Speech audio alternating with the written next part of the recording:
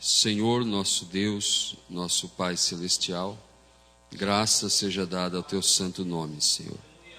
Estamos tão felizes em poder entoar a Ti louvores, ó Pai, e nosso coração enche-se de gozo, porque estamos cantando a Ti, Senhor, um louvor com sabedoria, cânticos da revelação.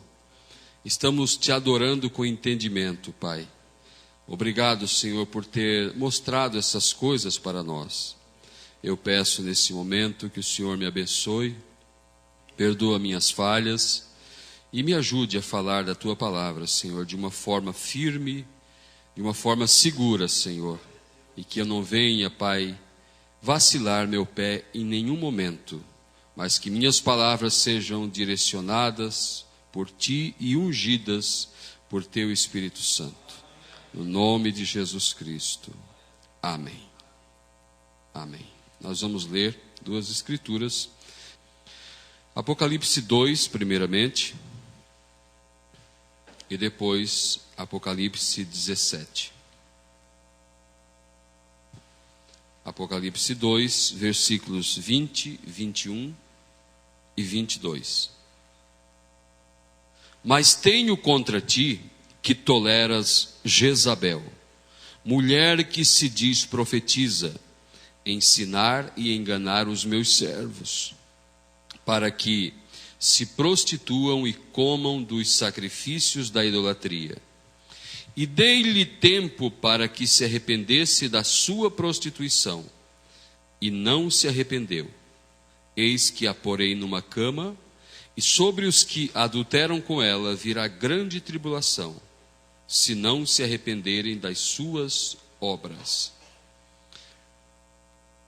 Agora vamos ler em Apocalipse 17.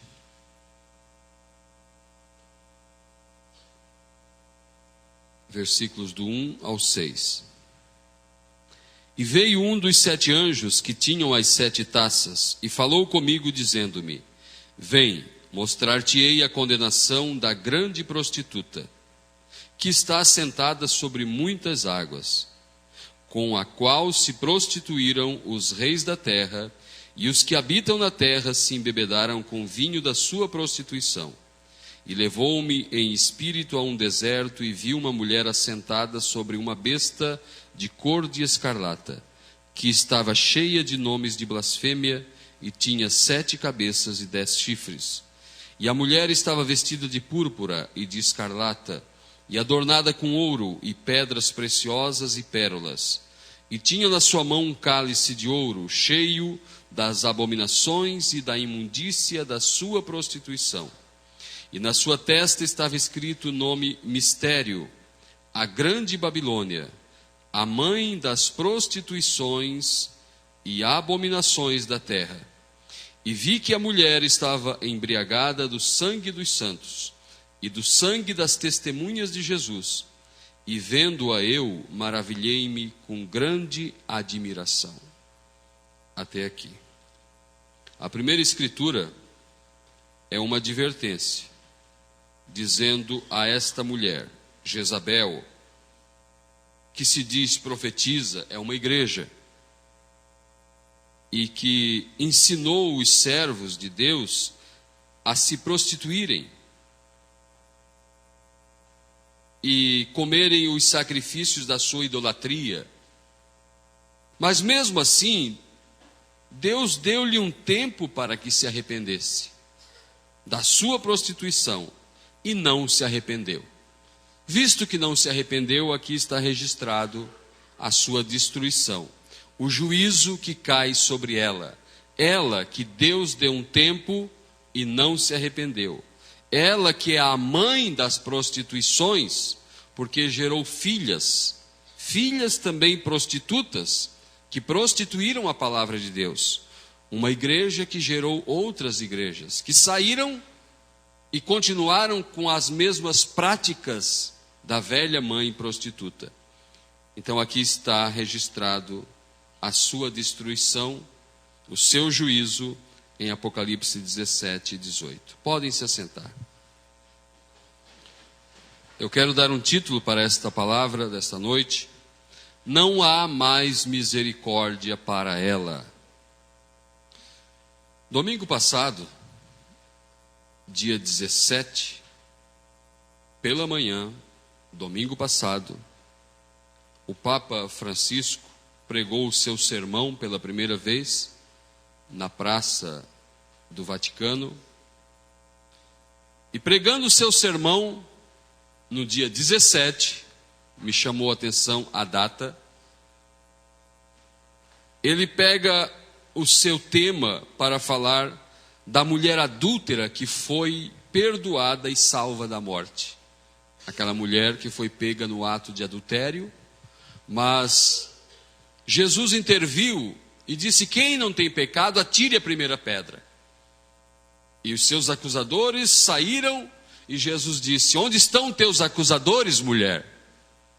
Ela disse: eu não os vejo, nem eu também te condeno. Vai e não peques mais.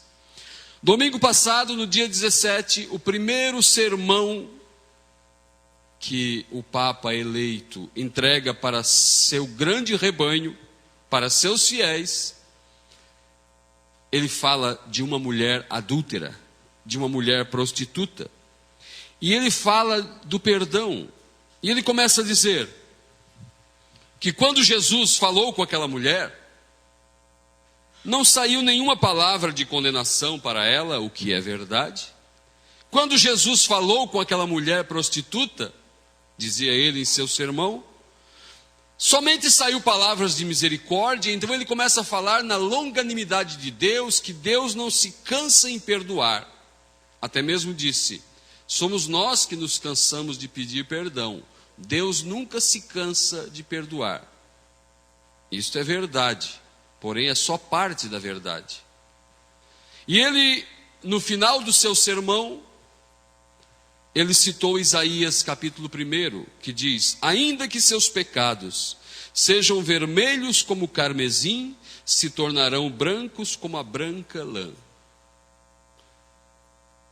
Nitidamente parecia que ele estava falando da sua própria igreja. Mas é claro que talvez ele não saiba o que falou conscientemente. Aquela mulher que foi pega no ato de adultério que ele se referiu, Jesus viu um arrependimento verdadeiro em seu coração. Jesus, quando começou a falar com os religiosos, com os fariseus, ele começou a escrever no chão, na areia, ali no terreno, e ele estava dando um tempo para que ela se arrependesse. E quando ele viu arrependimento nela, ele disse: vai, mulher, eu também não te condeno, porque disse o profeta: a única coisa que para o julgamento de Deus é um coração verdadeiramente arrependido. Vai, mulher, eu também não te condeno, vá e não peques mais. E diz o irmão Brana: não sejas incrédula, disse Jesus, para que não te aconteça coisa pior. E dei-lhe tempo para que se arrependesse. Deus dando um tempo para que a própria prostituta de Apocalipse, a grande meretriz, aquela mulher que se diz sacerdotissa, a Jezabel religiosa, e dei-lhe tempo para que se arrependesse da sua prostituição. Que tempo foi esse? Foi cada mensageiro que Deus enviou. Foi cada mensagem que Deus enviou. Foi Lutero que Deus enviou com uma mensagem saindo de dentro, das entranhas do catolicismo. Mas houve sinal de arrependimento nela? Não houve. Esse arrependimento que para a ira de Deus, esse arrependimento que, se Deus trouxer juízo para uma nação, se Deus decretar o juízo a um lugar como a Nínive, e o povo, quando ouviu de Jonas, se arrependeu, o rei se arrependeu, a rainha se arrependeu, os soldados se arrependeram, porque Jonas saiu pregando e 3 dias ele levaria para cruzar a nação, um lugar portuário.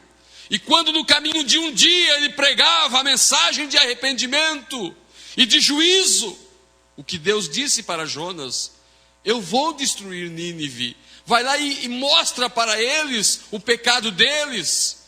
Quando ele pregou um dia, o rei ficou sabendo e decretou um jejum solene em toda a nação e disse: nenhum animal beba água, ninguém faça nada. Mandou o povo se humilhar, jogar cinza sobre a cabeça, se vestir de saco, chorar e clamar a Deus e dizer: Senhor, quem sabe se nós se humilharmos, ele se arrepende desse grande mal. E diz a Bíblia: e Deus parou e não trouxe juízo contra Nínive, porque o povo se arrependeu. Agora, se esse arrependimento, esse tempo de arrependimento, ele tem que ser feito antes que se cruze a linha da misericórdia. Porque agora eu tomo as palavras do Papa quando disse: Deus nunca se cansa de perdoar. Sim, Deus nunca se cansa de perdoar, mas a misericórdia de Deus tem limite. A pessoa vai fazendo, vai praticando, vai descrendo, vai praticando injustiças, vai falando que as coisas de Deus são heresias, até que um dia ela cruza a linha da misericórdia. E quando se cruza a linha da misericórdia, não resta mais perdão para aquela pessoa, para aquela nação, para aquela igreja, para aquele homem, para aquela mulher. Há um tempo que é dado para arrepender-se.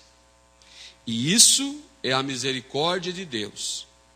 Rejeitando esta misericórdia de Deus, que em tempo oportuno bate na porta de alguém, na porta de um sistema, na porta de uma nação, na porta de um povo, rejeitando isso, só resta juízo. Não resta mais misericórdia. Rejeitando-se a graça de Deus, só resta juízo. Assim aconteceu com Laodiceia, com a era religiosa em que vivemos.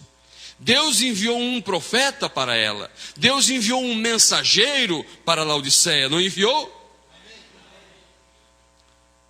E Laodiceia se arrependeu? Eles voltaram atrás? Eles se batizaram em nome de Jesus Cristo? Eles tiraram as mulheres pregadoras do púlpito?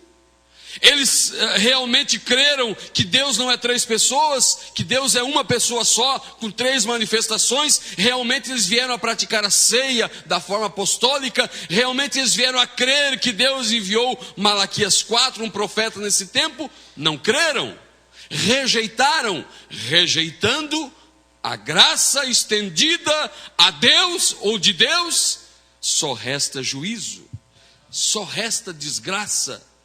E daí não vai chamar Deus de injusto, não, porque Deus não chama o homem a julgamento sem antes advertir-lhe.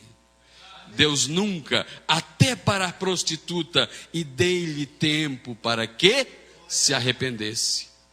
Para Caim, que era filho do maligno, Deus falou com ele: Caim, se fizeres o que é certo, por acaso não haverá misericórdia para ti?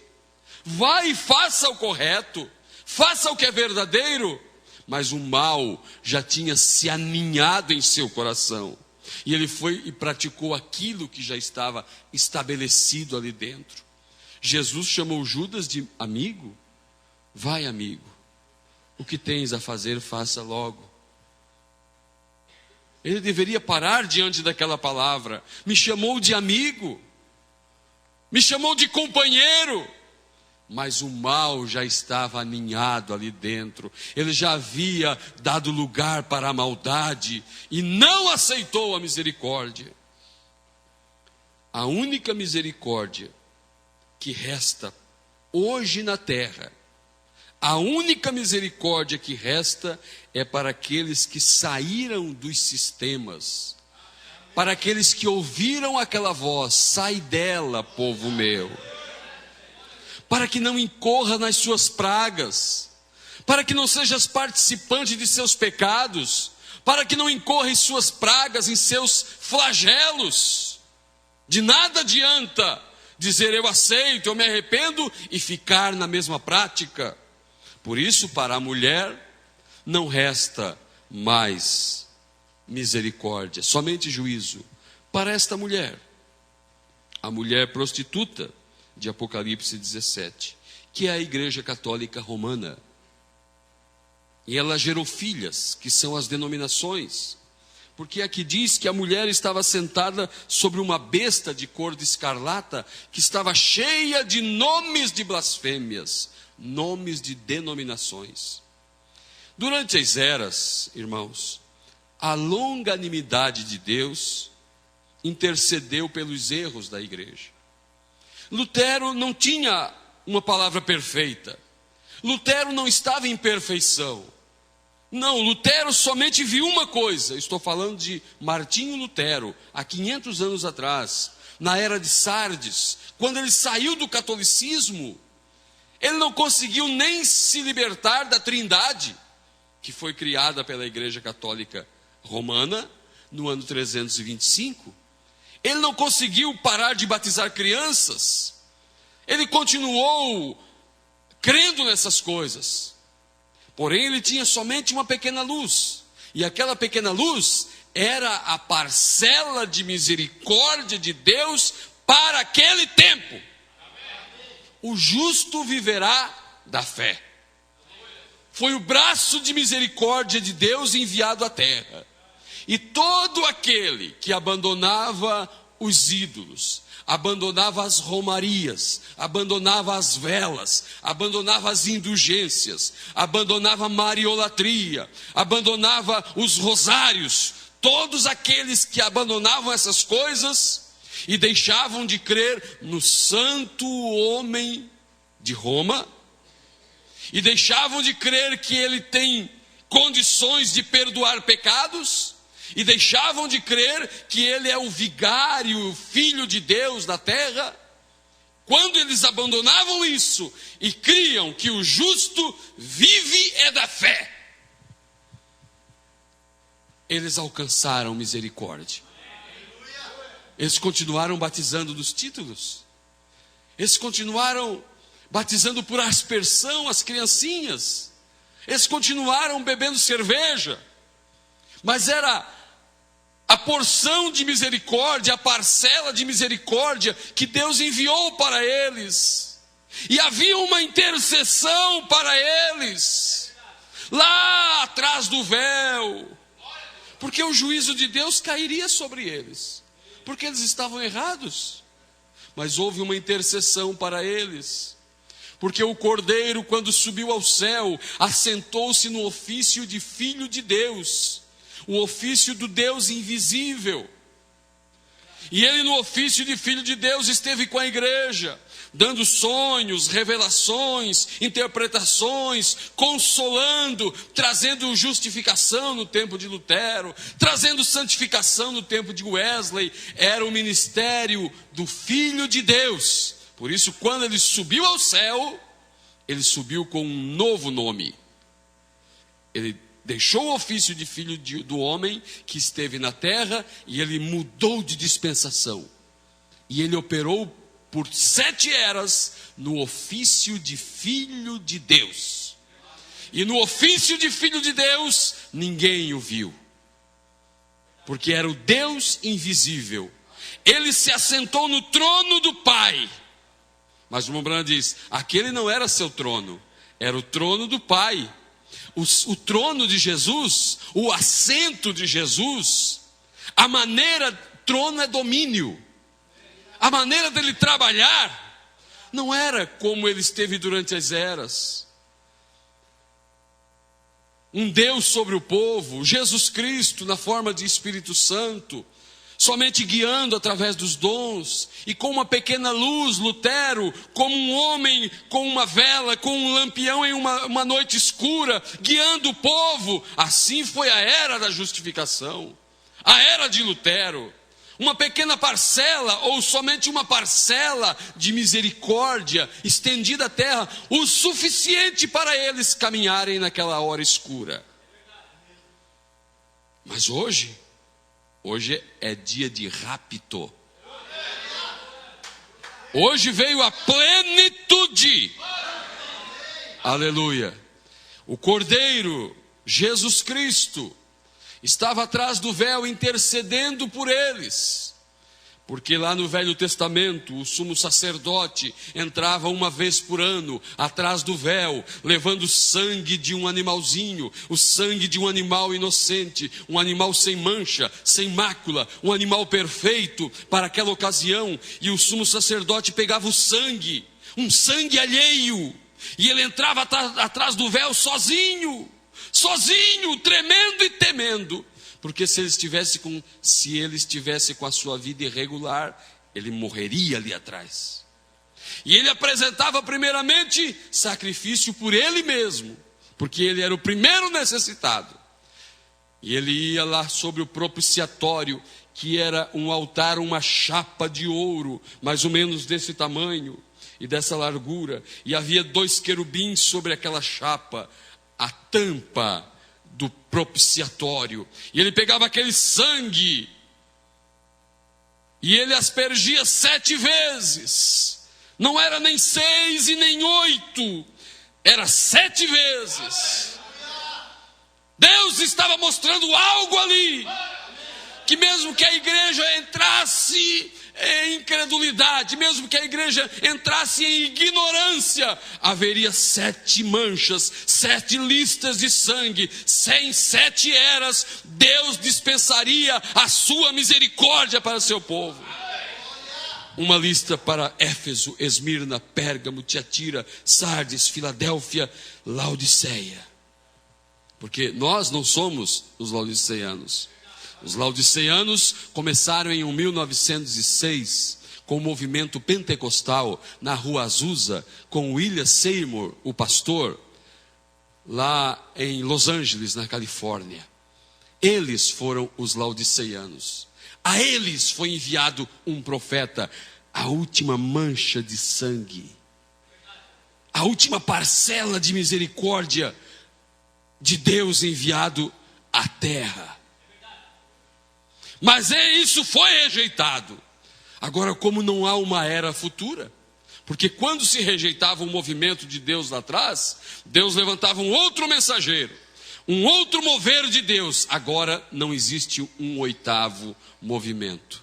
Agora, quando Laodiceia rejeita a misericórdia, e só resta juízo para ela e para suas filhas, Deus diz assim: povo meu, sai dela,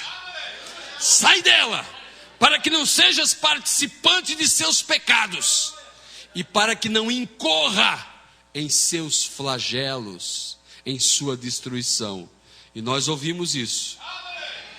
Esta mensagem foi a mensagem que soou após a mensagem, a era de Laodiceia. Foi quando Deus enviou Elias repreendendo Jezabel, Elias repreendendo as religiões, porque mais uma vez é o ministério de Elias na terra. Jezabel não aceitava Elias como profeta, muito menos como seu pastor, mas diz o profeta, Elias era pastor até de Jezabel, mesmo que ela não aceitasse, mas era. E Deus enviou um mensageiro, Deus enviou um profeta, e o mundo inteiro está debaixo desse ministério. Alguns para a salvação, outros para a condenação. Porque o mesmo juiz que absolve alguém, ele também condena alguém. E nesse tempo, o juiz supremo tem posto sua cabeleira e tem se assentado em juízo. Aleluia! Glória a Deus. Então é impossível se alcançar misericórdia, não para a cura divina, não, porque a misericórdia está na terra. As pessoas vão no médico, pode ser o mais vil pecador, o homem mais baixo da cidade, a mulher mais suja da sociedade, ela quebra o braço, quebra a perna, as costelas, o crânio, e ela vai no médico, e o médico injeta ali alguns medicamentos, e o médico engessa o braço, e a misericórdia de Deus solda o osso. cura aquele ferimento, porque a misericórdia está na terra. Mas a misericórdia que estamos falando, que o mundo, por ter rejeitado, está sem, é a misericórdia para salvação, para transformação de corpos, para arrebatamento, para trocar de dimensões, para fugir da destruição desse mundo. Essa misericórdia não se alcança, porque essa é a plenitude da misericórdia. Uma pessoa pode ser curada através de cura divina todos os dias que ela viver na terra. Se existisse alguém que todos os dias tivesse uma enfermidade nova, vamos julgar assim, e todos os dias ela tivesse fé para alcançar a cura, ela poderia alcançar isso. Mas se ela não se arrependesse, não aceitasse o plano de Deus, no final do caminho iria para o inferno. É questão de fé. O irmão Branham dizia: eu tenho visto pessoas fiéis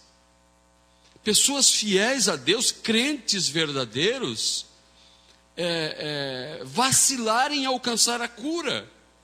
Sua fé não atinge aquilo. E eu tenho visto prostitutas serem curadas na fila de oração, porque a fé dela chegou ali. Mas isso não tem a ver com salvação. Estamos falando de salvação. Como diz o pastor Marcelo, redenção. Aleluia. Não tem como alguém alcançar essa misericórdia ficando no meio das prostitutas, descrendo da palavra. Não tem jeito, tem que sair de lá. Graças a Deus. Aceitar a mensagem do dia é alcançar a misericórdia. Rejeitar é entrar em juízo. Então, quando o sumo sacerdote entrava atrás do véu, ele aspergia sangue 7 vezes. E depois ele saía usando uma nova vestimenta. Porque aquela veste sacerdotal, aquele pálio, aquele éfode de linho, aquela mitra, aquela roupa que ele usou para entrar atrás do véu, ele teria que tirá-la. Porque ele esteve na presença do Logos de Deus, na presença da glória da Shekinah, e para se apresentar diante das pessoas, a palavra dizia que o sacerdote troque de roupa e use uma nova vestimenta e apareça diante das pessoas. E quando ele aparecia diante das pessoas, eles louvavam a Deus, agradeciam, porque sabiam que Deus havia aceitado o sacrifício e eles iam aliviados para casa.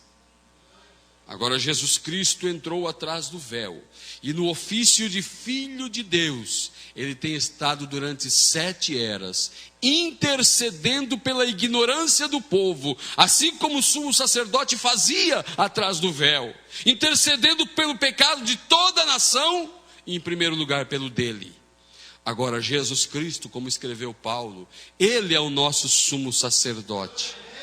Ele não foi como os sacerdotes da ordem arônica, filhos de Levi, que entravam atrás do véu levando sangue alheio. Não, ele levou o seu próprio sangue.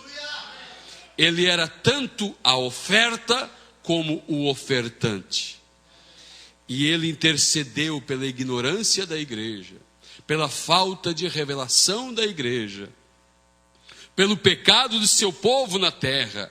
Não estamos falando do pecado pessoal, estamos falando numa visão maior, porque pecado é incredulidade, pecado é não crer na palavra. A igreja incorreu no pecado mãe, que era a incredulidade, porque tomaram o ensino religioso do dia, mas havia uma intercessão para eles. Lutero batizando: eu te batizo em nome do Pai, do Filho e do Espírito Santo, crendo em 3 deuses, e havia uma intercessão por ele, por Lutero, por Wesley, por Irineu, por Columba, por cada um daquele que caiu em falta com a palavra. Agora na mensagem, a brecha, o irmão Branda diz assim: por quê? João chorava porque não apresentava ninguém para abrir o livro, ali em Apocalipse 5. E assim como o sumo sacerdote, ele tinha que sair e se apresentar diante das pessoas usando uma nova vestimenta, nesse tempo, Jesus Cristo saiu de trás do véu, porque ele completou a sua obra mediadora, intercessória. Agora ele vem trazer perfeição para a terra. Ele vem trazer toda a palavra. Ele vem, toma o livro que está selado com 7 selos e toma e desce a terra com o livro aberto. E ele tem que fazer o mesmo processo. Ele usa uma nova vestimenta. Ele usa um outro corpo, um outro vaso. Não aquele homem da Palestina, não. Mas agora ele usa o 7º anjo. E através do 7º anjo, ele aparece diante das pessoas. Aleluia! E mostra a redenção plena. Mensagem à brecha, parágrafo 202. Diz assim: esperemos até chegarmos ali naquela hora e tomarmos aquela meia hora que é de silêncio, com fumaça no santuário. Não há mais intercessão. A meia hora de silêncio é o 7º selo. E o Branham está dizendo, não há mais intercessão. O sacrifício saiu. É um trono de julgamento. Sim, porque Apocalipse 10, quando ele começou a falar, foi como quando ruge o leão. E o leão é o leão da tribo de Judá. É o juiz. E ele, quando falou, sua voz era a voz de 7 trovões. E dessa vez falaram bem claro. Aleluia. Não há mais sangue, pois o sangue que cobria o cordeiro tem saído. Não espere você até aquele tempo. Recordam do Velho Testamento? Uma vez que o sangue não estivesse no propiciatório, havia julgamento. Mas desde que o sangue estivesse ali, havia misericórdia. Mas quando o cordeiro saiu, isso terminou. Que tem sido ele? Ele tem sido o intercessor, não outra pessoa. Diga-me, de onde tiram que Maria pode fazer intercessão então? O que pode Maria oferecer? O que pode São Francisco, Santo Assis, ou qualquer um, melhor dizendo, Santa Cecília, ou qualquer outro ser humano? João não viu 1000 santos sair do lugar de intercessão. Ele viu um cordeiro. Como que havendo sido morto, ele saiu, pegou o livro, desceu à terra com o livro aberto. Aleluia! A misericórdia? Não, se andarmos na luz. O que é a luz? A luz é a mensagem do dia. Se andarmos na luz, como ele na luz está, temos comunhão uns com os outros. O sangue de Jesus Cristo, seu Filho, nos purifica de todo pecado. Aleluia! A misericórdia, para aqueles que aceitaram a luz, para aqueles que ouviram a voz dos 7 trovões, para aqueles que não estão contra essa voz, para aqueles que têm se inclinado e dito: Senhor, eu creio em toda a palavra, Senhor. Isso é misericórdia. Misericórdia na hora do juízo. Aleluia. Não uma medida de misericórdia como tiveram durante as eras. Agora veio a misericórdia inteira. Porque a misericórdia para o mundo, a misericórdia para o mundo é Jesus Cristo. Disse o profeta: o maior dom que alguma vez Deus deu à humanidade é Jesus Cristo. Maior presente. Aleluia. E nesse tempo veio a misericórdia inteira, veio a plenitude da palavra. O Filho do homem inteiro veio para se manifestar, para fazer morada no coração de seu povo. Aleluia. Glória a Deus. João não viu 1000 santos sair de lugar de intercessão. Santo Agostinho, Santo Inácio, São Judas Tadeu, Santa Maria, Santa Helena, não, ele viu um cordeiro, o meu cordeiro,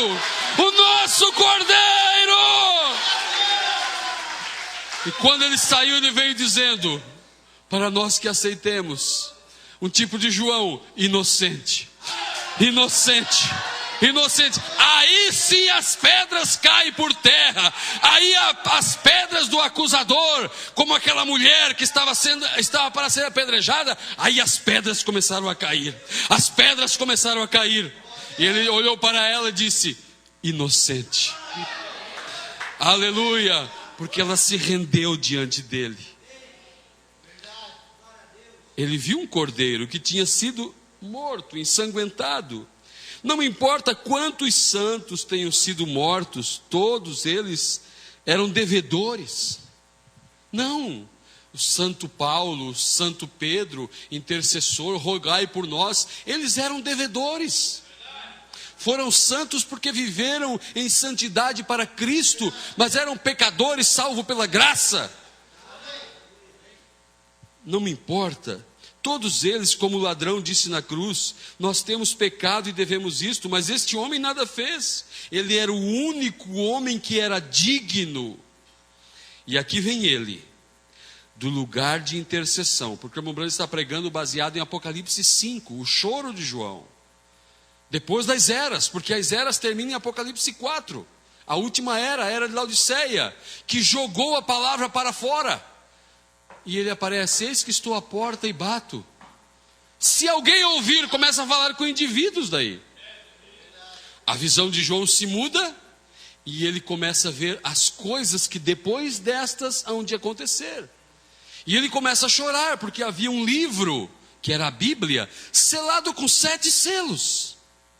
E esses selos era a forma que ela foi escrita, a forma que ela estava colocada ali, muito embora todos podiam lê-la, mas a forma que ela foi escrita estava selada. Era necessário que os selos fossem abertos, a revelação inteira da palavra viesse, para que um povo na terra obtivesse fé de arrebatamento. E João foi arrebatado ao dia do Senhor. João veio no nosso dia. E ele começa a ver a prostituta, o engano. Me admirei com grande admiração. E ele vê que a igreja está desorientada. Não era mais nada parecido com a igreja lá de trás. A igreja primitiva. Ela perdeu sua identidade, perdeu a doutrina, perdeu a pureza, perdeu tudo. Estava crendo em deuses como os pagãos.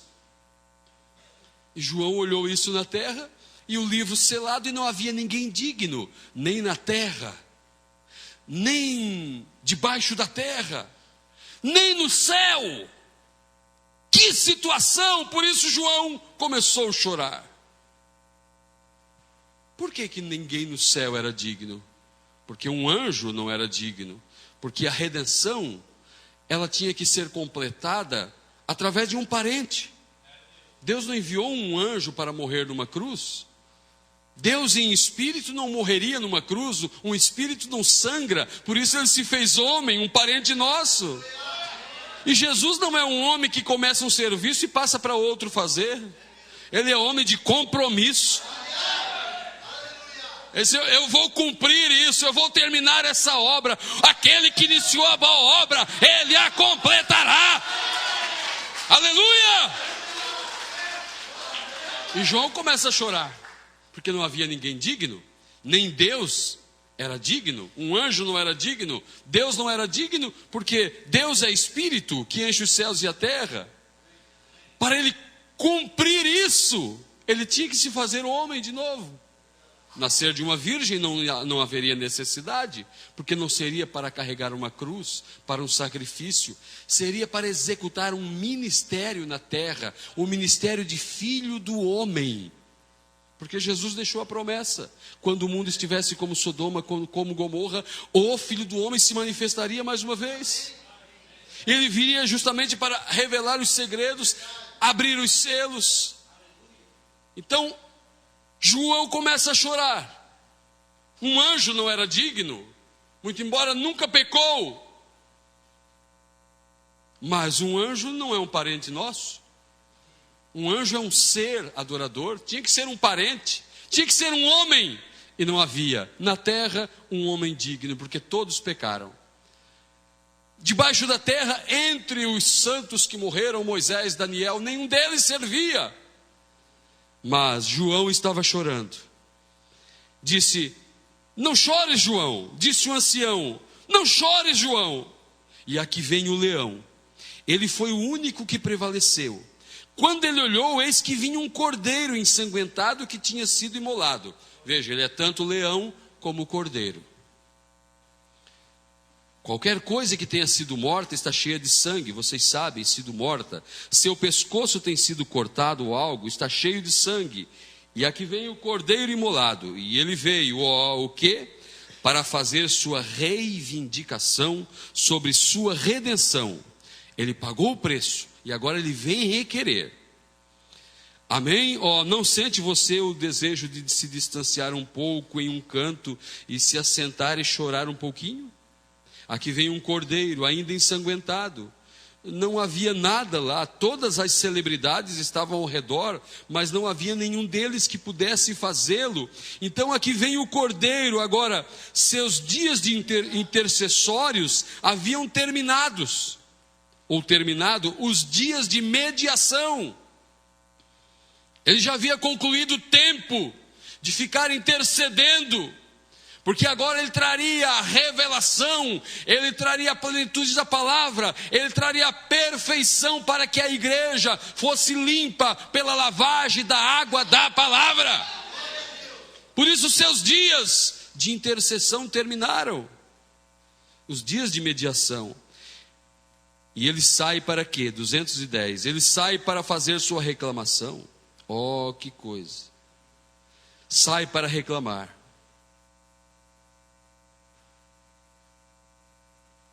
Ele sai para reclamar. Agora ele tinha feito a obra do parente. Ele desceu, se tornou homem, morreu, fez a obra do parente redentor, mas não tinha ainda feito a sua reclamação. Agora ele vem à cena para reclamar seus direitos. Observe o que acontece. Oh, que coisa! Pelos quais ele havia sido imolado, pois veio para se tornar parente do homem, para morrer em seu lugar, para redimi-lo. Mas o ancião estava certo quando disse que era um leão. Veja, o ancião disse, um leão, porque ele tinha sido um cordeiro, um intercessor, um cordeiro sangrento. Mas agora ele está vindo como um leão. Seus dias de intercessão terminaram. O que é sujo, surge-se ainda mais. O que é justo, faça justiça ainda. Quem é santo, seja santificado ainda. A coisa está concluída, ó irmão. Então, e recordem, isto vem na 7ª era da igreja, quando os mistérios de Deus serão abertos. Agora vejam bem de perto, isto é algo que você deve apanhar. Agora ele tinha feito sua obra de mediação, fazendo intercessões pelo crente por 2000 anos. Pela ignorância, pela falta. A luta que Paulo teve já com a igreja de Corinto, com a igreja da Galácia, eles já voltando para a lei, eles já fugindo, se desviando da palavra. Mas houve uma intercessão durante as 7 eras. Ele tinha feito sua obra de mediação, fazendo intercessões pelo crente por 2000 anos, lá atrás, um cordeiro. Agora ele está se movendo da eternidade para tomar o título de propriedade do livro e romper os selos e revelar os mistérios. Quando é isto? No tempo do fim. Você apanhou isto? A congregação diz amém. Correto, vamos prosseguir então. Agora ele rompe os selos e solta todos os mistérios para eles, para o 7º anjo, cuja mensagem é para revelar todos os mistérios de Deus. Os mistérios de Deus nestes 7 selos. Vem, isso é o que ele disse aqui, todos os mistérios nestes selos. E o cordeiro veio agora de mediador entre Deus e o homem e se tornou um leão. E quando ele se torna um leão, ele toma o livro e esses são os seus direitos. Deus o reteve, o mistério, mas agora o cordeiro vem. Ninguém podia tomar o livro. Ele continuava nas mãos de Deus. Nenhum papa, sacerdote, quem quer que fosse, eles não podiam tomar, não, o livro. Os 7 selos não tinham sido revelados, vem? Mas quando o mediador, quando sua obra tem terminado como um intercessor, ele aparece. E o ancião disse a João: ele é um leão. E ele vem, observe-o, ó que coisa, vem. Ele vem tomar o livro, agora observe, revelar os mistérios de Deus que os outros tinham conjecturado por todas as eras denominacionais. Amém? Então ele vem e mostra a perfeição para a igreja. E agora estamos no que é perfeito. E se, repetindo, andarmos na luz. E o que é a luz? A luz é a revelação dos 7 selos. Não a luz de ontem. Não a pequena luz do tempo de Lutero, que foi a luz do lampião. Lutero chegou no céu levando um povo com um lampião na mão. Depois veio o John Wesley. E John Wesley, ele já tinha uma boa lanterna, com umas pilhas ali. Já era bem melhor que o lampião. Mas depois vieram os pentecostais e já tinham uma luz elétrica. E a ciência caminhou nesses passos. Oh, quão distante estava a luz elétrica do lampião, porque os pentecostais já tiveram revelações, falaram em línguas, e já saíram pulando por aí, tendo aquelas sensações, já levaram um choque ali de eletricidade. Porém, quando os selos foram abertos, logo depois que os selos se abriram, logo depois que o 7º selo, o grande selo, que abriu os demais selos, porque o 7º selo era o ministério do Filho do Homem na terra. Aleluia! Depois que os selos se abriram, o irmão Branham visitou uma cidade chamada Sierra Vista, no Arizona. E numa pequena igreja, entre uns 70 irmãos, uma audiência um pouquinho ou igual a nossa aqui essa noite. E ele pregou a mensagem Shalom. E ele disse: bom dia, igreja, o sol tem nascido, o novo dia tem raiado. Ele pregou: ao nascer do sol, além do lampião, além da lanterna, além da luz elétrica, o sol nasceu. Aleluia! Glória a Deus. Louvado é o nome do Senhor. Eu tinha aqui uns tópicos sobre o sangue, mas vou deixar para outra noite, porque vamos tomar muito tempo. Continuando um pouquinho. Noé pregou por 120 anos. Depois a porta fechou-se. E antes que o dilúvio viesse, antes que as grossas chuvas caíssem sobre o velho mundo antediluviano, a misericórdia já acabou. E eles estavam ali rindo de Noé. A porta já tinha se fechado. Quando a água começou a cair, eles bateram na porta da arca, certamente. Noé, abra-nos a porta. Mas a misericórdia havia sido exterminada. Eles pisaram sobre a misericórdia por 120 anos. Eles chamaram a misericórdia de velho caduco. Eles chamaram a misericórdia de fora da ideia. Eles pisaram, eles fizeram grosserias com a misericórdia. E depois só lhes restou juízo. Somente um arrependimento genuíno é que aplaca a ira de Deus. Então o Papa falou do perdão, que Deus nunca se cansa de perdoar, que ele perdoou aquela mulher adúltera. Ele falou isso no dia 17. E aquela mulher adúltera está ali em Apocalipse 17. E ele disse que Deus não proferiu nenhuma palavra de julgamento para aquela mulher. Isso é verdade. Agora, alguém para alcançar misericórdia, e se fosse o que ela nunca fará, porque já está registrado aqui, e a mente de Deus, o Deus que é onipotente, onisciente, o Deus que conhece o amanhã, sabe que não se arrependerá. Mas para ela se arrepender, ela teria que reconhecer Lutero, teria que reconhecer seu erro no ano 325, teria que reconhecer o que fez com os cristãos que não aceitaram a sua doutrina, teria que aceitar a mensagem e pregar no Vaticano que Deus enviou um profeta e que os 7 selos foram abertos. Aí diriam como os ninivitas: se fizermos assim, talvez, porque foi o que eles disseram, talvez Deus se arrependa. E Deus retirou o juízo. E até o profeta não entendeu. Era a única forma o Vaticano se tornar uma igreja da mensagem, para fazer parte da noiva.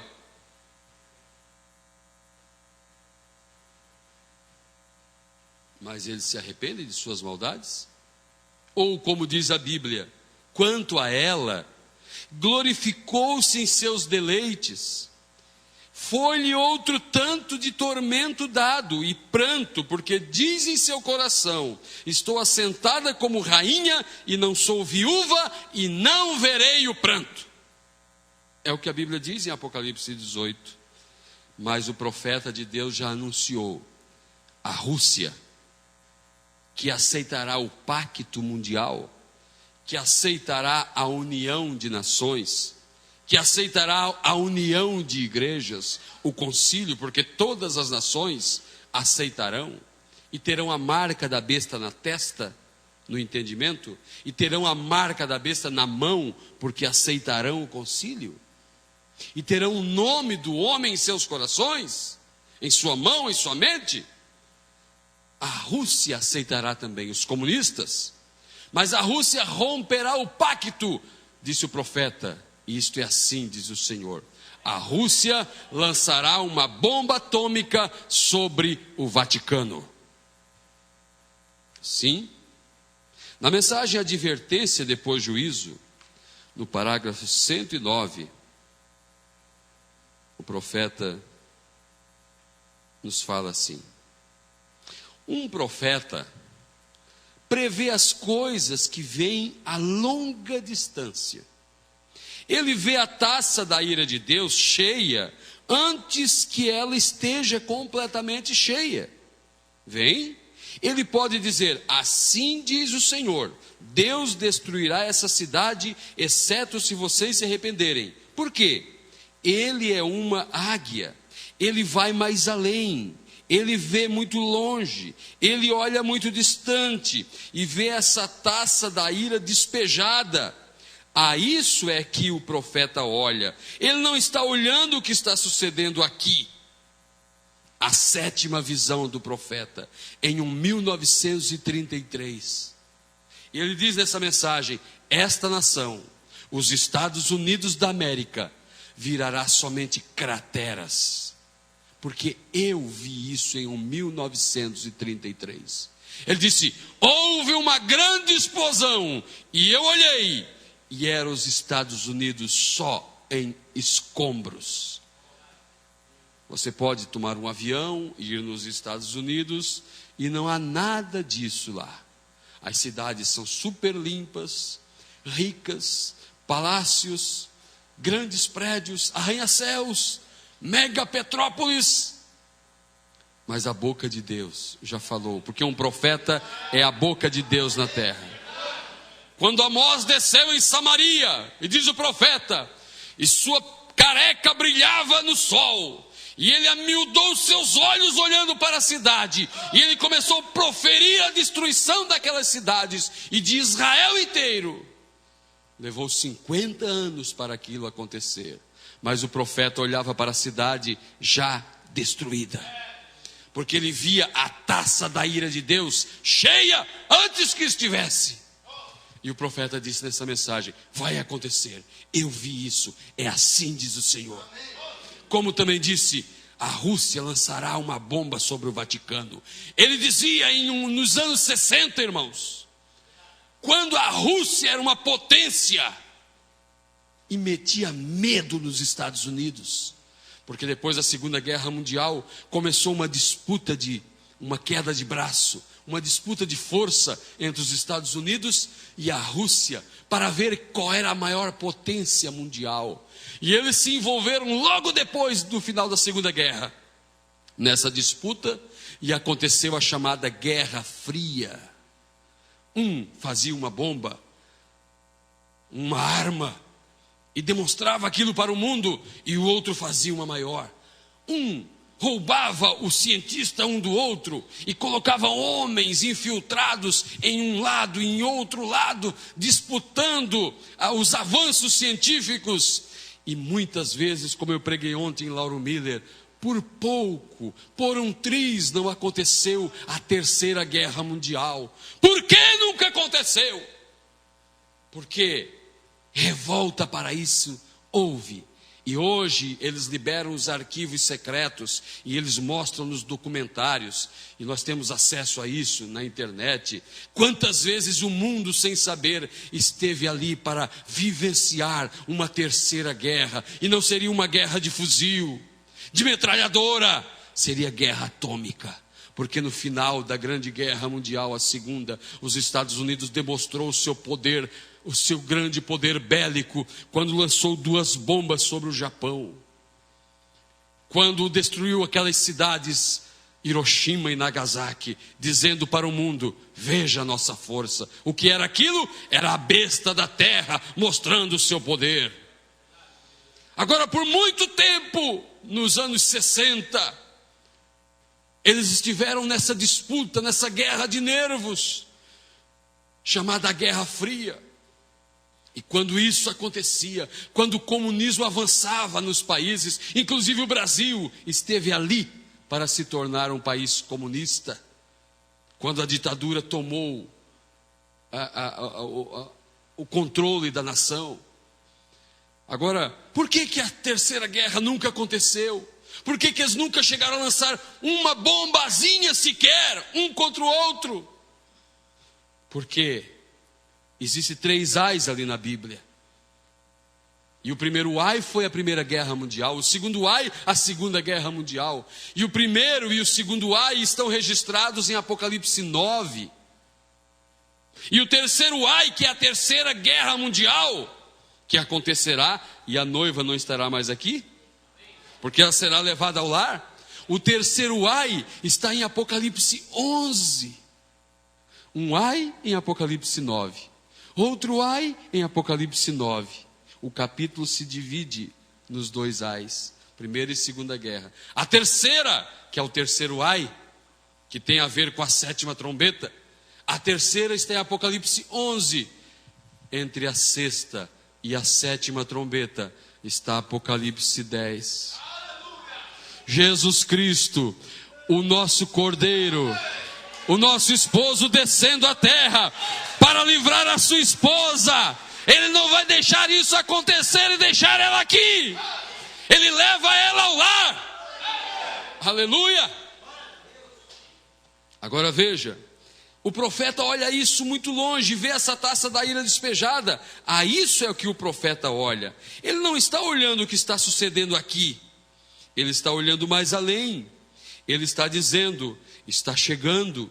Ele pode ir tão alto que pode ver essa sombra. Ele disse: o mundo estará na obscuridade, trevas e trevas espessas. Ele está bastante alto, o sol está brilhando agora, porém ele vê a essa sombra que vem. E ele, o profeta, está dizendo para que está olhando. Ainda não está aqui, porém seguro que estará aqui. Ainda não chegou a ira. Certa vez um simples soldado foi falar com Eliseu, perguntando se seu rei, o rei da Síria, que era Azael ou Jeú, não lembro, alguém lembra, me cita, se ele ia morrer. E o profeta disse: diga para o rei da Síria que a sua enfermidade é para a morte. E diz a Bíblia que fitou o homem de Deus os olhos no moço e começou a chorar. E o soldado serviçal disse: por que choras, meu senhor? Eu disse: porque eu sei o mal que tu farás para Israel. Tu serás ungido rei da Síria. Eu disse: eu sou um cão, eu não sou ninguém. Mas tu serás rei e farás grande mal a Israel. A realidade é tão grande. Deus toma seu profeta e leva lá e mostra. E chorou o homem de Deus. Estava o irmão Brana pregando a mensagem, escolhendo uma noiva. E no final da mensagem ele diz: estava em Los Angeles. E depois ele teve que ouvir a fita, porque não estava cônscio das palavras que falou.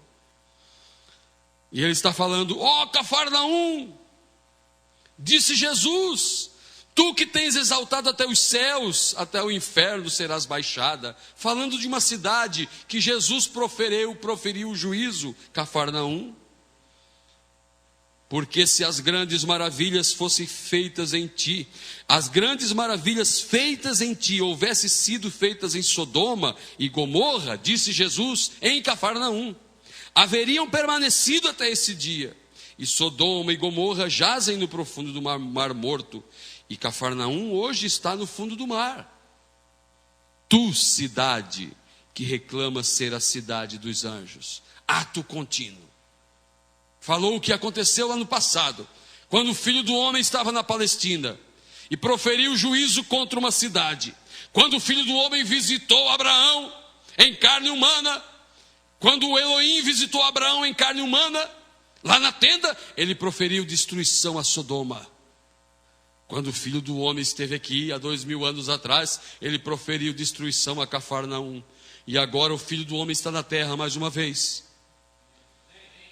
E estava pregando a mensagem, escolhendo uma noiva. E disse, tu cidade, que reclama ser a cidade dos anjos, Los Angeles, que tens exaltado a ti mesma até os céus, enviando toda classe de modas e coisas, até o ponto que nações estrangeiras vêm aqui para buscar dessa sociedade e levá-la para fora.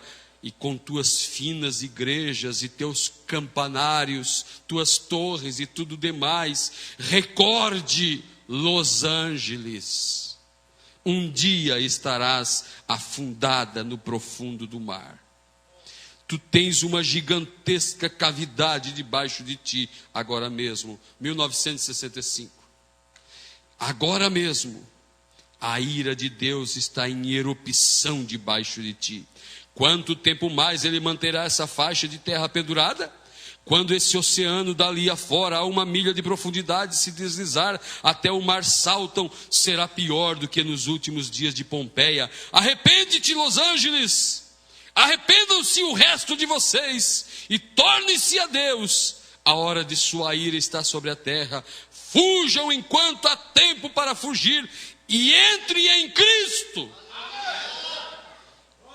Los Angeles, para Deus, está debaixo d'água. Deus veio e falou para Noé: Noé, o fim de toda a carne é chegada perante meus olhos. Faze uma arca para ti e entra tu e a tua casa. Porque Noé, o resto está tudo morto perante meus olhos. Porque Deus já via a rejeição deles à pregação do caduco Noé, que pregava uma mensagem estranha, que pregava uma mensagem que não se pregavam nas denominações, nas igrejas do dia. Você diz, eles tinham igrejas? Sim, desde o Éden havia igrejas. Quando Caim foi adorar em seu culto, quando Abel foi adorar em seu culto, Deus aceitou o culto de Abel, não aceitou o louvorzão de Caim, muito embora era bonito, mas não aceitou. Que coisa, ele vê a taça cheia. Agora, não está ali, ainda não está aqui, porém seguro que estará, isso é correto, estará aqui, densas trevas sobre o povo. Ele sabe que vem anos mais tarde, sem embaraço, ele, o profeta, vê a taça antes que ela esteja cheia. Estamos indo para o final. Apocalipse 18, versículo 1.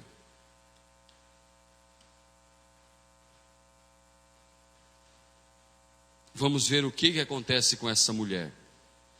Essa mulher que rejeitou a misericórdia em cada era. Você diz, mas eles não sabem sobre a mensagem. Bom, eles sabem. Só que aqui mesmo, irmão Brana diz, Billy Graham tem a mensagem de arrependimento ao mundo. E é Deus usando o Billy Graham, dizendo para o mundo, arrependam-se. Oral Roberts tem uma mensagem de cura divina, diz o profeta, para o mundo. E é Deus, através de Oral Roberts, trazendo uma mensagem às denominações. E nós temos uma mensagem para a noiva, ele disse, para ela se preparar para o rapto. Aleluia. Apocalipse 18. Depois dessas coisas, vi descer do céu outro anjo, que tinha grande poder, e a terra foi iluminada com a sua glória. Um anjo forte desceu à terra, e a terra se iluminou com a sua glória. E clamou fortemente com grande voz, dizendo: Caiu, caiu a grande Babilônia, e se tornou morada de demônios, e coito de todo espírito imundo, e coito de toda ave imunda e aborrecível, padres pedófilos, coito de todo espírito mundano, homens efeminados, aprendem uma fala efeminada em seus conventos, que são antros de sujeira,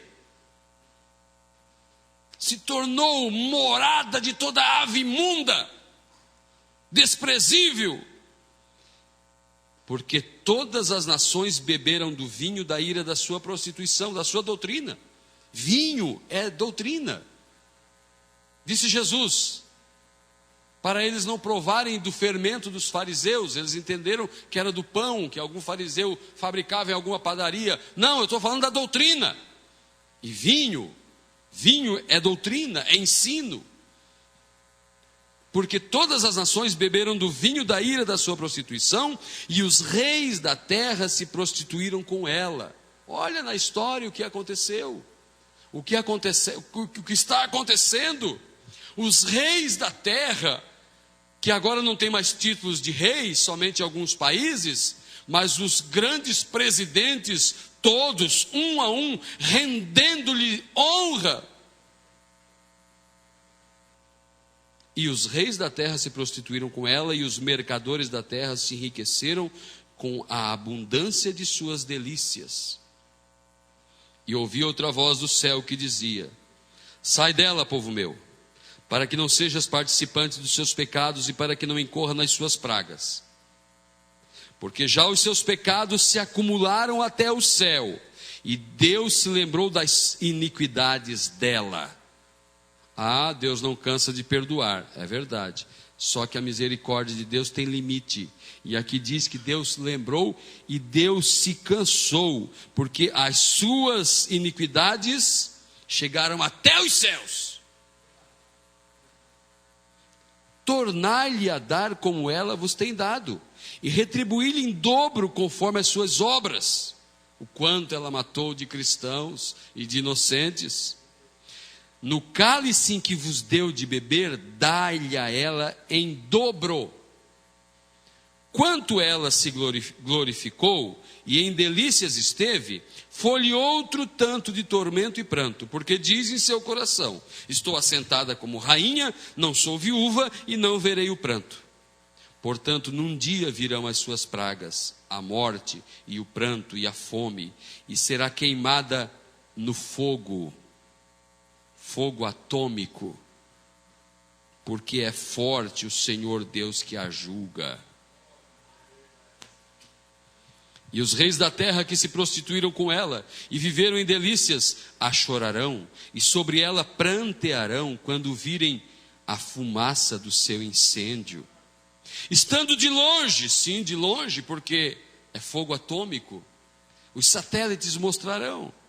Estando de longe, pelo temor do seu tormento, dizendo: Ai, ai daquela grande Babilônia, aquela forte cidade. Disse o da Atena, eu ouvi na rádio Bandeirantes, ele disse: que coisa tão magnífica, a fumaça branca saindo ali, a multidão na praça, e ao fundo, a cidade eterna.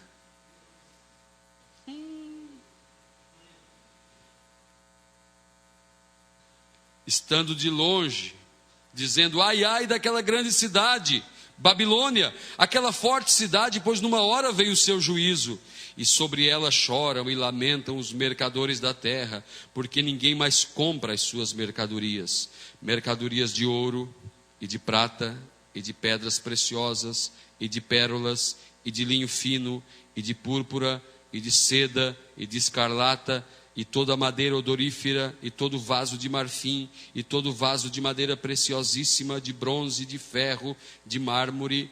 Esta semana, o Papa Francisco se reuniu com o Papa Emérito Bento XVI, e eles tiveram 45 minutos fechados, conversando, disse a repórter, falando sobre o Banco do Vaticano, sobre isso, sobre as finanças, sobre mercadorias. Ela não falou mercadorias, a Bíblia está dizendo.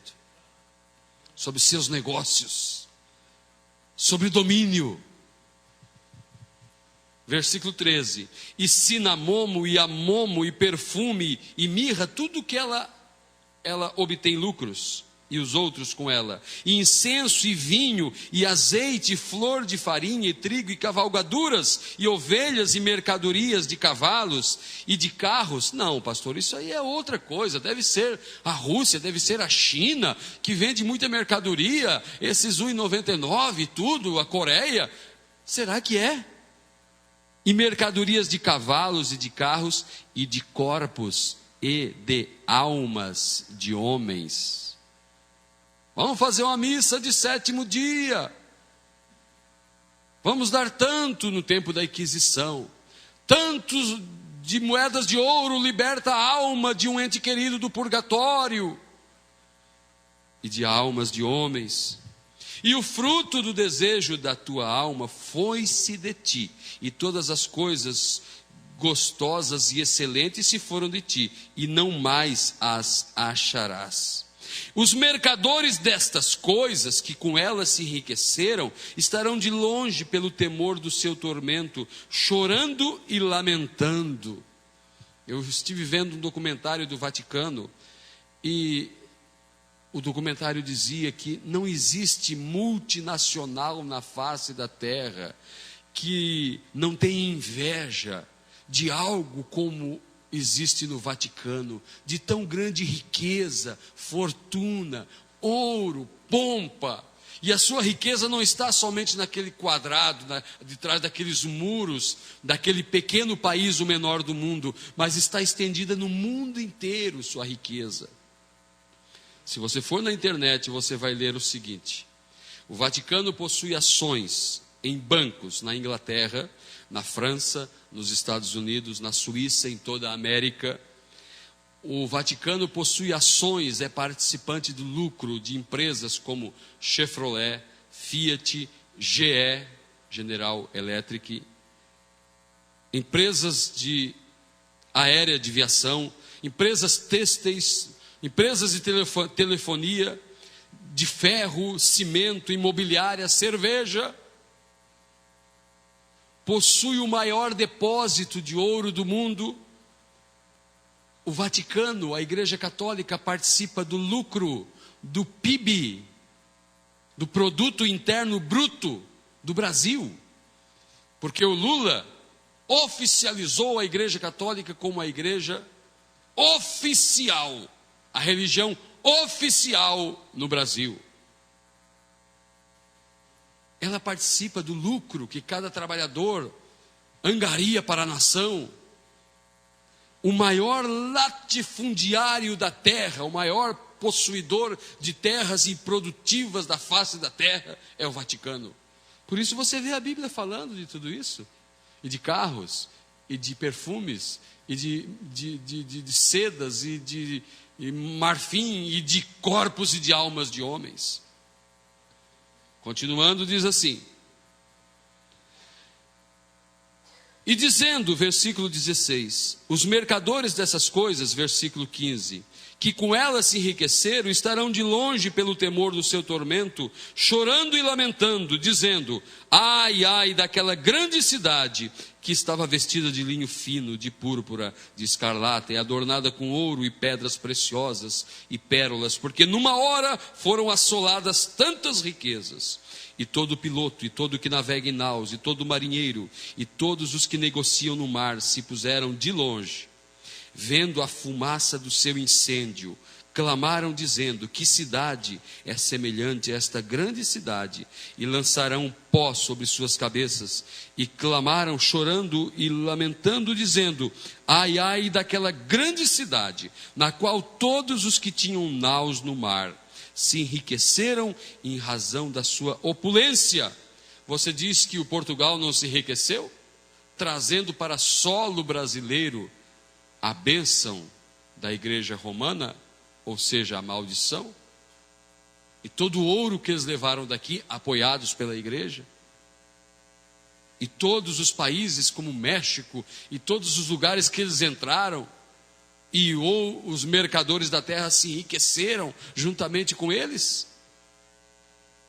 Seguindo a leitura, versículo 20: alegra-te sobre ela, ó céu, e vós, santos apóstolos e profetas, porque já Deus julgou a vossa causa quanto a ela.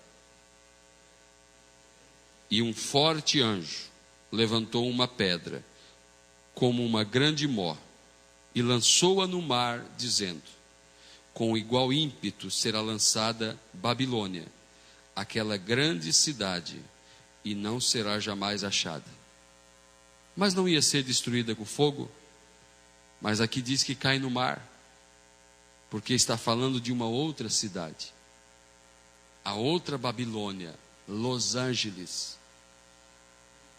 E um forte anjo levantou uma pedra, uma palavra, e o forte anjo é Cristo, e disse: ai de ti, Los Angeles, tu irás para o fundo do mar. Levantou uma pedra como uma grande mó e lançou-a no mar, dizendo: com igual ímpeto será lançada a Babilônia, aquela grande cidade, e não será jamais achada.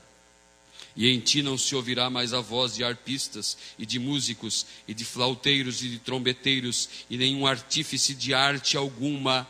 Hollywood está em Los Angeles, o quartel-general de Satanás. E não se achará mais arte alguma em ti, e ruído de mó em ti não se ouvirá mais, e luz de candeia não mais luzirá em ti. E se ouvirá, porque os teus mercadores eram os grandes da terra, porque todas as nações foram enganadas pelas tuas feitiçarias. Está falando das duas Babilônias, de duas destruições. Agora, lá no Egito, o sangue foi posto no entardecer. O juízo caiu somente à meia-noite. Houve um tempo entre julgamento e juízo. É o tempo que estamos vivendo. Esse mundo já foi julgado pela palavra. Só falta o juízo cair sobre esse mundo. Onde que nós estamos escondidos? Atrás do sangue. O sangue que foi colocado no umbral da porta, como no Egito. E toda alma, toda família, toda casa que tivesse o sangue na porta, estivesse ali atrás, escondido atrás do sangue, o anjo da morte não passando não entrava na casa. Um julgamento foi feito na Casa Branca após a Segunda Guerra Mundial. E o presidente americano fez um julgamento e o veredito foi: coloque as bombas nos aviões e atravessem o mar e vão até o território japonês e vinguem dos japoneses o que eles realizaram em Pearl Harbor, quando destruíram aquele porto, matando centenas de soldados, afundando dezenas de navios e fazendo uma grande destruição e uma vergonha para os americanos. Vão até os Estados Unidos. Eles saíram e enfrentaram 13 horas de viagem. O julgamento aconteceu na Casa Branca. A ordem foi dada. As bombas estavam viajando e os japoneses dormiam tranquilamente, sem saber que o juízo estava para cair ao amanhecer. Quando explodiu as bombas, antes de tocar no solo, as pessoas morriam e a carne sumia deles, e eles caíam mortos ou morriam antes de tombar, e morriam, e suas carnes caíam de seus esqueletos ainda caminhando. E o mundo enfrentará não 2 bombas, mas milhares de bombas estão reservadas para os que estão rejeitando a misericórdia. Um juiz, quando julga alguém à morte, em um julgamento em um país que existe tal lei, aquele homem condenado, achado em falta, por ter assassinado alguém, por ter praticado um delito. Então aquele juiz lança o julgamento e recai sobre ele a pena máxima. E aquele homem, vamos dizer, é condenado à forca, é condenado à cadeira elétrica, à injeção letal. Aquele homem está morto. Um julgamento foi proferido, ele sai dali morto. Laodiceia está morta. O mundo está morto. Não existe misericórdia para o mundo, porque o juiz colocou sua peruca e se assentou e bradou com grande voz. E o julgamento foi proferido. E aquele homem sai dali morto. Porém o juiz não pega um punhal e apunhala ele no tribunal. Não, é marcado o dia da sua execução. Ele tem cama, ele tem cuidado médico, psicológico, visita familiar, ele tem até atendimento espiritual, mas ele é um homem morto. Porque um homem com poder proferiu um julgamento sobre ele. E Jesus Cristo nesse tempo disse: sai dela, povo meu, para que não sejas participante de seus pecados, não incorra em suas pragas. E nós saímos. E o mundo está aí, Laodiceia está aí com suas festas, é festa disso, festa daquilo, bebedeira, eles comem, bebem, eles compram, vendem, eles constroem prédio, invadem os bairros com seus prédios, porque diz a Bíblia que eles construíam, edificavam, e tudo isso é cumprimento da palavra, mas o mundo perante os olhos de Deus está destruído. Assim como Deus vê o mundo destruído, Deus vê você limpo, porque você é noiva de Jesus Cristo. E o vermelho visto através do vermelho se torna branco. Nós estamos escondidos atrás do vermelho. O vermelho sangue de Cristo, a misericórdia. E se temos alguma mancha vermelha de pecado em nós, Ele quando vê, olha para nós, não vê o vermelho, porque pegue o vermelho, visto através do vermelho, se torna branco. Ele vê um povo perfeito na terra. Aleluia, louvado seja o Senhor.